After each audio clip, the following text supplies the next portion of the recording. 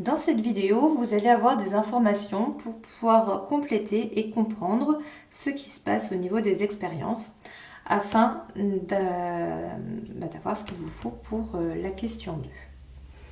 Alors ici, vous avez une expérience de Taylor où il utilise comme élément la radioactivité. La technique ici utilisée, c'est le fait de marquer des nucléotides qui vont pouvoir être intégrés dans l'ADN. Ces nucléotides marqués sont la thymine, le T. Il met donc en culture une plante et il va pouvoir récupérer au niveau des racines ensuite les zones où les cellules sont en division le plus possible, les chromosomes, et il va ensuite observer ces différents chromosomes. Alors, comment ça se passe? Eh bien, il va tout simplement, lorsque l'ADN va se répliquer, il y a une synthèse d'ADN qui va se faire, et donc les nucléotides dont ils ont besoin pour pouvoir fabriquer cet ADN, il va en trouver une bonne partie dans le milieu.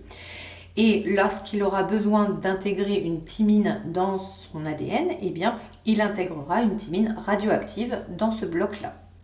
On va donc laisser une culture en milieu radioactif très longtemps, et ainsi toutes les cellules qui vont être en cours de division auront intégré cet élément radioactif.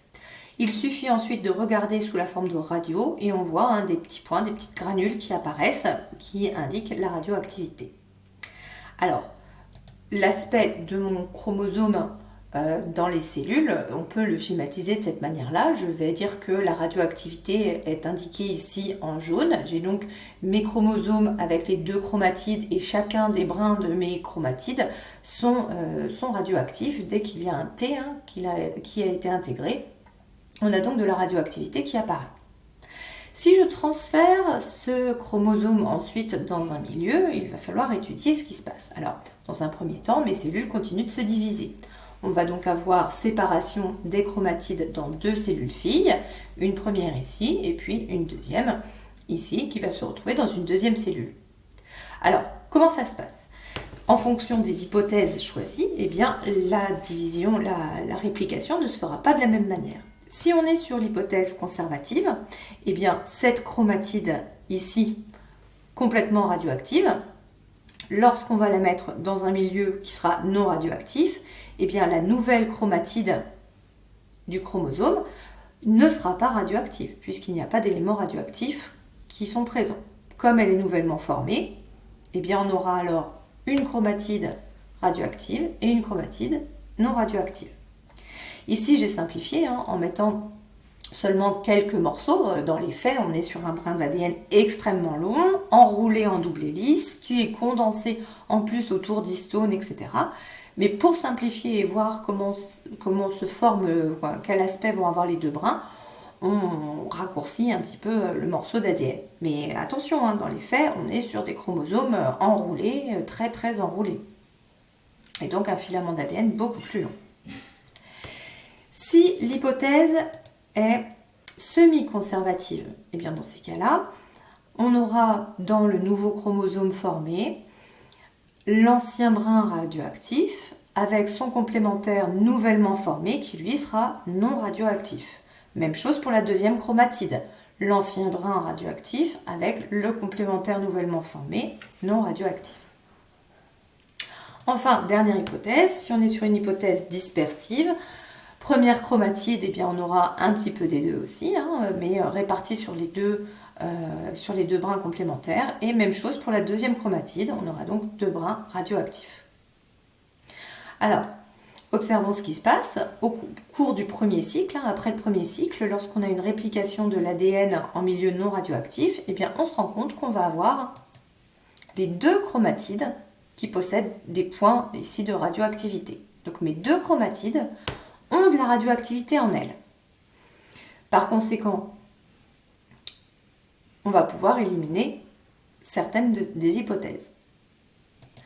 Alors, pour chaque hypothèse, quel aspect devraient avoir les chromosomes après un deuxième cycle en milieu non radioactif? Donc, lors de la réplication suivante, ici, on sépare les deux chromatides. Et pour chacune des hypothèses que nous avons émises, quel serait alors l'aspect des chromatides lors de la réplication suivante? Vous allez me compléter sous la forme de schéma l'aspect des deux chromatides après une deuxième division lorsqu'on a la réplication. Donc ici, en hypothèse 1, quel schéma vous me feriez pour me montrer l'aspect? Vous gardez un code couleur avec un élément ancien radioactif et un élément nouveau non radioactif. Hypothèse 2, hypothèse 3, même chose, montrez-moi à quoi ressembleraient les chromosomes. Alors, voici le résultat qui est réellement obtenu. À vous de noter ce résultat dans la fiche et à vous de noter le résultat donc dans la fiche précédente. Ici, pour Taylor, expérience de Taylor, résultat que vous obtenez et hypothèse que vous pouvez du coup valider. On passe maintenant à l'expérience de Michelson et Stahl. Donc là, nous sommes sur une autre technique où l'objectif est de mettre en culture également, cette fois des bactéries et non pas des plantes, et regarder leur multiplication, surtout sous la forme de l'ADN, s'il va être lourd ou léger. Donc pour ça, on fait absorber de l'azote lourd ou de l'azote léger. On utilise de l'azote parce que les nucléotides ont une base azotée qui est très riche, donc on sait qu'ils absorbent l'azote du milieu pour pouvoir fabriquer leurs nucléotides. Et si on les met en culture avec de l'azote léger, eh bien c'est l'azote léger qui va s'intégrer aux nucléotides. Si on les met en culture avec de l'azote lourd, c'est l'azote lourd qui va être intégré dans les nucléotides. Par conséquent, lorsqu'on va faire une centrifugation, c'est un appareil qui permet de faire tourner les tubes très très vite, eh bien on va avoir une répartition des molécules en fonction de leur poids. Les molécules les plus lourdes, avec la force centrifuge, vont être emmenées très loin, et les molécules moins lourdes vont être alors emmenées moins loin dans le tube. C'est ce que l'on observe ici. On va avoir l'ADN léger, c'est-à-dire qu'il aura intégré de l'azote 14 qui sera plus en surface, et l'ADN qui aura intégré l'azote plus lourd 15 sera plus en profondeur dans le tube. Donc comment ça se passe? On regarde d'abord ça, on ne va pas voir le reste, histoire de bien comprendre. Je fais une culture dans de l'azote lourd pour commencer. Donc j'ai plein de cycles cellulaires, ce qui veut dire que toutes mes bactéries ici ont intégré de l'azote lourd. Si je récupère leur ADN et que je fais une centrifugation, j'aurai donc l'ADN lourd au fond de mon tube. Si maintenant je le transfère dans de l'azote, dans un milieu avec de l'azote léger, eh bien le premier cycle cellulaire qui va avoir lieu, je vais alors intégrer de l'azote léger dans l'ADN. Comment ça va se passer? Eh bien, première possibilité, première hypothèse, l'hypothèse conservatrice. Je vais avoir un brin d'ADN ancien, donc lourd, et un brin d'ADN nouveau, donc intégralement léger dans les nouvelles cellules formées. Par conséquent, dans mon tube, je vais observer quelque chose comme ça. La moitié sera léger et l'autre moitié sera lourde.